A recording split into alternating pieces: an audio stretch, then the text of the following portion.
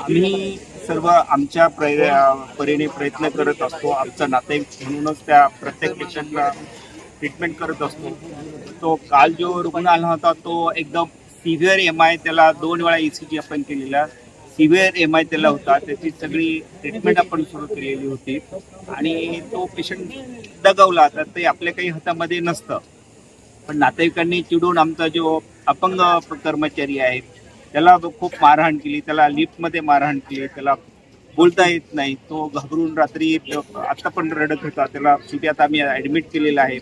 तो मनाने पण खूप कसलेला आहे आणि वॉर्डमध्ये जे ब्रदर होते त्यांना नातेवाईकांनी चाकू दाखवून चाकूचा भीती दाखवलेली।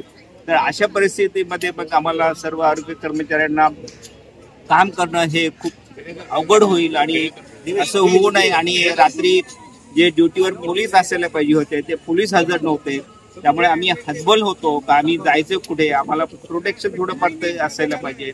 आणि जर नातेवाईक हॉस्पिटलमध्ये चाकू घेऊन येत असतील तर हे खूप गंभीर आहे। मग आम्ही लोकांना रुग्णसेवा कशी देणार? ऍक्सिडेंट झाला की दारू पिऊन आलेला एक 24 वर्षाचा पोरगा होता, त्याला अचानक ऍक्सिडेंट झाला होता। ऍक्सिडेंट झाल्यामुळे त्याला आपण टिसूला ट्रीटमेंट दिली, पण त्याचे जे नातेवाईक होते भरपूर सारे, त्यांनी आमच्या दिव्यांग कर्मचाऱ्याला मारहाण केली, ज्याला ऐकू येत नाही, बोलता येत नाही, त्याला मारहाण केली, आमच्या डॉक्टरांना मारहाण केली, आमच्या स्टाफला मारहाण केली, चाकू दाखवले। आम्ही त्यांची योग्य काळजी घेतली, त्याला आयसीयूला ट्रान्सफर केला, पण सुदैवाने आम्ही वाचू नाही शकलो। वाचू नाही शकल्यामुळे काय झालं की जे काही त्याचे नातेवाईक होते त्यांनी आक्रोश व्यक्त केला आणि त्यांच्या विरुद्ध आम्ही हा आक्रोश मोर्चा काढलेला की आम्ही डॉक्टर म्हणजे काय, हेल्थकेअर सर्व्हिसेस प्रोव्हाइड करतो, आम्ही सुंदर लोकांचे ऑपरेशन करतो। आज सिव्हिल हॉस्पिटलच्या एवढ्या बातम्या येतात, चांगल्या चांगल्या सर्जरीज करतो, तरी कोणी येऊन हेल्थकेअर वर्करला टपली मारून जाणं हे पटत नाही आम्हाला। काल रात्री एक इसम 24 वर्षाचा अंदाजे चेस्ट पेन म्हणून ॲडमिट झाला 3:45 दरम्यान आणि ते ॲडमिट केल्यानंतर त्याच्याबरोबर जे बरेचसे नातेवाईक होते, बरेचसे ड्रंकर वगैरे होते आणि त्यांनी मग आमच्या तिथे पेशंटला ॲडमिट प्रोसेस करत असतानाही आमची एक दिव्यांग क्लास 4 सर्वंट आहे, म्हणजे डम अँड डीप आहे, त्याला त्यांनी मारहाण केली, त्याला चाकू पण दाखवला आणि डॉक्टरशी पण त्यांनी मिसबिहेवियर केला आणि पेशंटला मायकार्ड इन्फेक्शन होतं, त्याच्यामुळे त्याची डेथ एक 5:30च्या दरम्यान त्याची डेथ झाली। पण त्याच्या आधीच त्यांनी सगळं धिंगाणा केला होता, पेशंट सिरियसच होता आणि या सगळ्या गोष्टीची काळजी डॉक्टरांनी ट्रीटमेंट दिली, वेगवेगळ्या सगळ्या गोष्टी केल्या होत्या, काही कारणच नव्हतं।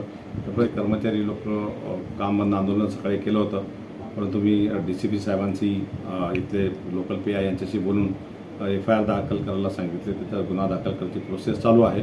त्याच्यात गुन्हा दाखलचे ॲश्युरन्स दिल्यानंतर त्या लोकांनी काम बंद आंदोलन थांबवले, परंतु माझं एकच मत होतं की आपलं रुग्णसेवा देणे हे गरजेचं आहे, त्याच्यावर कोणी त्याच्यावर असं काही आंदोलन करू नये। मी आवाहन केलं आणि त्याच्यावर ते आंदोलन नाही, आपलं रुटीन हॉस्पिटल चालू आहे। एवढ्या परिस्थितीमध्ये आम्हाला सुरक्षितता काहीच नाही ना, सेफ्टी काहीच नाही, पोलीस पण नव्हते तिथं, चौकीत नसतात,